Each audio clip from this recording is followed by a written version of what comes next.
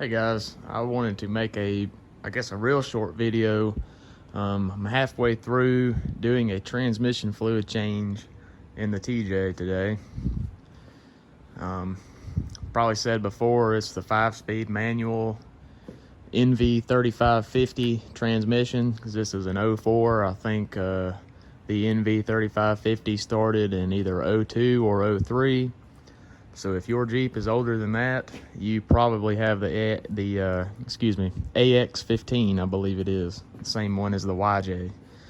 Anyway, thankfully this transmission is very, very simple to do this in. I'm not sure if you're going to be able to see. Right up here, just on the side of the transmission, is the fill hole.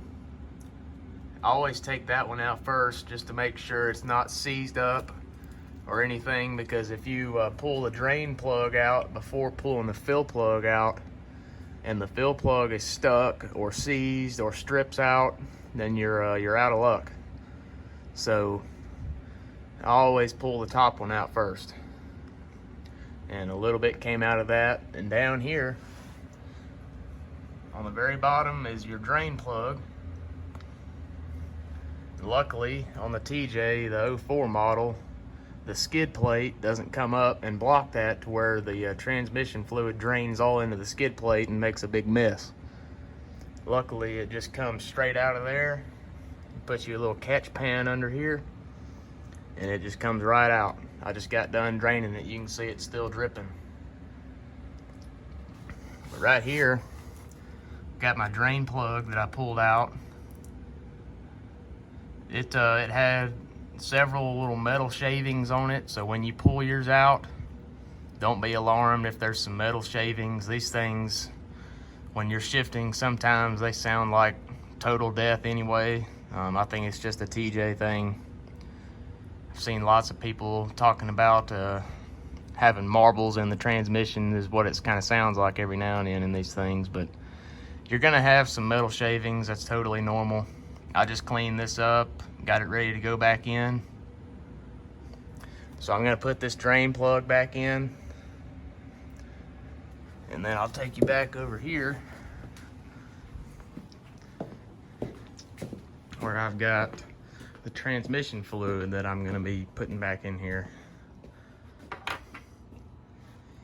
I chose to do the Mopar NV3500 manual transmission fluid.